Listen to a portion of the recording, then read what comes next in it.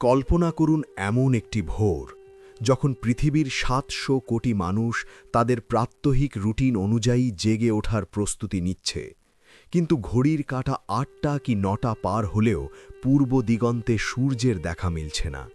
হঠাৎ আকাশ ফেটে এক অদ্ভুত শব্দ হবে এবং নীল আকাশ মুহূর্তেই তামাটে বর্ণ ধারণ করবে।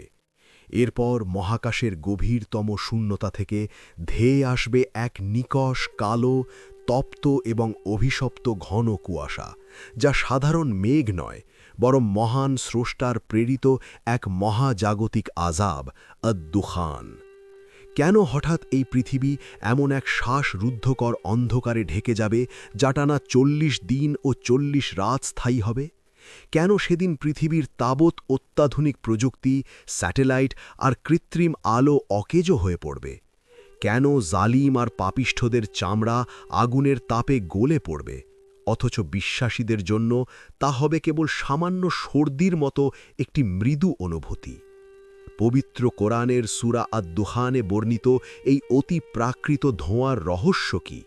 এটি কি কেবল ইসলামের ইতিহাসের পাতায় ঘটে যাওয়া মক্কার সেই ভয়াবহ দুর্ভিক্ষ, নাকি আমাদের অনাগত ভবিষ্যতের কোনো অনিবার্য মহাজাগতিক বিপর্যয়, যা প্রতিটি মানুষের দরজায় কড়া নাড়বে?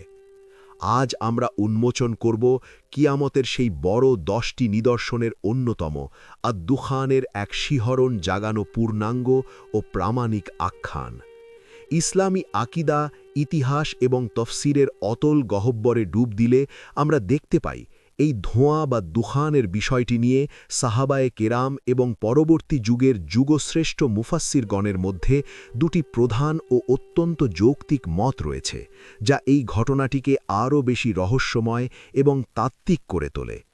প্রথমত, ইসলামের ইতিহাসের এক উজ্জ্বল নক্ষত্র হজরত আবদুল্লাহ ইবনে মাসুদ রাদিয়াল্লাহু আনহু এর এক অত্যন্ত শক্তিশালী মত রয়েছে।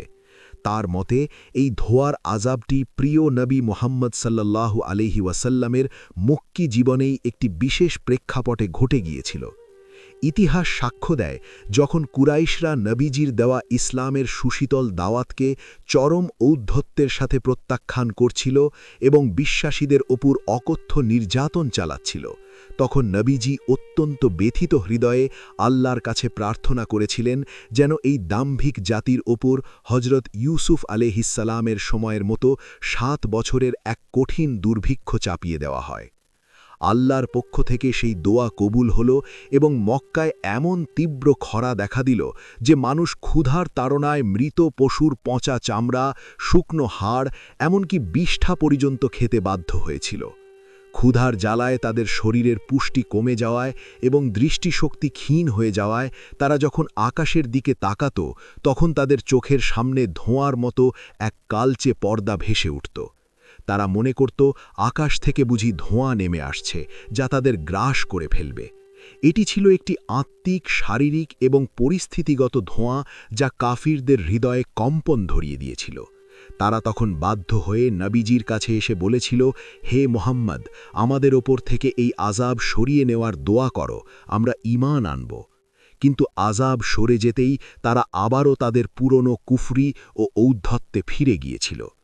তবে অধিকাংশ আলেম, মুহাদ্দিস এবং হজরত আলী রাদিয়াল্লাহু আনহু এবং হজরত ইবনে আব্বাস রাদিয়াল্লাহু আনহুর মতো কোরআন বিশারদদের মতে আদ-দুখান হল কিয়ামতের নিকটবর্তী সময়ের একটি স্বতন্ত্র এবং চূড়ান্ত বড় নিদর্শন, যা এখনও পৃথিবীতে সংঘটিত হয়নি। সহিহ মুসলিম এবং তিরমিজি শরীফের একাধিক বর্ণনা অনুযায়ী কিয়ামতের আগে 10টি বড় আলামত ধারাবাহিকভাবে প্রকাশ পাবে, যার মধ্যে ধোঁয়া, দাজ্জাল, দাব্বাতুল আর্দ, পশ্চিম দিক থেকে সূর্যোদয় এবং ঈসা আলাইহিসসালামের অবতরণ অন্যতম। সেই অনাগত সময়ের চিত্রটি হবে বর্তমান সভ্যতার কল্পনাতীত ভয়াবহ, যখন মানুষ আধুনিক বিজ্ঞান আর প্রযুক্তির দম্ভে নিজেকে খোদা ভাবতে শুরু করবে, যখন পৃথিবীতে পাপাচার, ব্যভিচার আর জুলুম তার চরম সীমায় পৌঁছাবে, ঠিক তখনই মহাবিশ্বের নিয়ন্ত্রকের নির্দেশে এক মহাজাগতিক মেঘ বা ধোঁয়া পৃথিবীকে চারপাশ থেকে আষ্টপৃষ্ঠে জড়িয়ে ধরবে। এই ধোঁয়াটি হবে অত্যন্ত তপ্ত এবং গাঢ়, এটি যখন আকাশের ওপর থেকে নামতে শুরু করবে তখন পৃথিবীর বায়ুমণ্ডলে অক্সিজেনের স্তর নিচে নেমে যাবে এবং প্রতিটি নিঃশ্বাস নেওয়া হবে পাহাড় সম কঠিন। আধুনিক জ্যোতির্বিজ্ঞানীরাও মহাকাশে এমন বিশাল ধূলিকণা বা গ্যাসীয় মেঘের অস্তিত্বের কথা বলেন, যা কোনো ধূমকেতুর লেজের সংস্পর্শে এলে পৃথিবীর বায়ুমণ্ডলকে কয়েক সপ্তাহের জন্য অন্ধকারে ডুবিয়ে দিতে পারে। কিন্তু মুমিনদের জন্য এটি কেবল কোনো মহাজাগতিক দুর্ঘটনা নয়, বরং এটি খোদাই প্রতিশ্রুতির এক অমোঘ বাস্তবায়ন।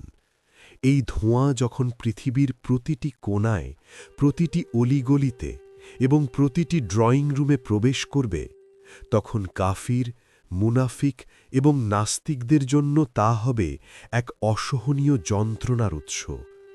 বর্ণিত আছে যে তাদের শরীরের প্রতিটি লোমকূপ দিয়ে সেই তপ্ত ধোঁয়া শরীরের ভেতরে প্রবেশ করবে এবং তাদের ভেতরটা এক জ্বলন্ত চুল্লির মতো উত্তপ্ত হয়ে উঠবে।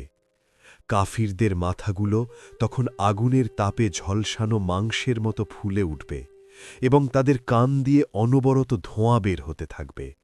তাদের দেহ থেকে নির্গত হবে প্রচণ্ড দুর্গন্ধযুক্ত ঘাম, যা তাদের অস্তিত্বকে নরকতুল্য করে তুলবে। বিপরীতে যারা এই পৃথিবীতে আল্লাহর প্রতি অনুগত ছিল, যারা গোপনে ও প্রকাশ্যে তার বিধান মেনে চলত, তাদের জন্য এই মহাজাগতিক আযাব হবে এক ঐশ্বরিক রহমতের চাদর। বিশ্বাসীদের ক্ষেত্রে এই ধোঁয়া হবে কেবল সামান্য সর্দি বা ঠান্ডা লাগার মতো একটি সাধারণ অনুভূতি, যা তাদের শরীরের কোনো স্থায়ী ক্ষতি করবে না। আল্লাহ রাব্বুল আলামিন তার বিশেষ কুদরতে বিশ্বাসীদের এই শ্বাসরুদ্ধকর পরিবেশ থেকে রক্ষা করবেন, কিন্তু পাপিষ্ঠদের জন্য সেদিন পালানোর কোনো সুড়ঙ্গ থাকবে না। চারিদিকে হাহাকার আর আর্তনাদ ছড়িয়ে পড়বে। মানুষ তখন আকাশের দিকে হাত তুলে চিৎকার করে বলবে, রব্বানাকশিফ আন্নাল আযাবা ইন্না মুমিনুন, অর্থাৎ, হে আমাদের পালনকর্তা, আমাদের ওপর থেকে এই আযাব সরিয়ে নিন, আমরা অবশ্যই আপনার ওপর ঈমান আনব। কিন্তু সেই তওবা কি সেদিন কবুল হবে? পবিত্র কুরআন অত্যন্ত কঠোর ভাষায় ঘোষণা করেছে যে তখন উপদেশ গ্রহণ করার সময় অনেক আগেই পার হয়ে যাবে। সত্য যখন চোখের সামনে ধোঁয়ার আকারে স্পষ্ট হয়ে ধরা দেবে, তখন বিশ্বাস স্থাপন করাটা হবে কেবল প্রাণ বাঁচানোর তাগিদ, হৃদয়ের পরিবর্তন নয়। এই রহস্যময় ধোঁয়া টানা ৪০ দিন ও ৪০ রাত সমগ্র পৃথিবীকে এক অবিবেদ্য অন্ধকারের কারাগারে বন্দী করে রাখবে। দিনের আলো আর রাতের আধারের মধ্যে কোনো পার্থক্য থাকবে না। ঘড়ির সময় চলবে, কিন্তু প্রকৃতির কোনো ঘড়ি কাজ করবে না। মানুষ দিগ্ভ্রান্ত হয়ে পশুর মতো ছোটাছুটি করবে, কিন্তু কোথাও কোনো আশ্রয় খুঁজে পাবে না। এই ধোঁয়ার একটি বড় বৈশিষ্ট্য হবে, এটি মানুষের তৈরি কোনো আলো, যেমন ইলেকট্রিক বাল্ব বা টর্চের আলোকেও ম্লান করে দেবে।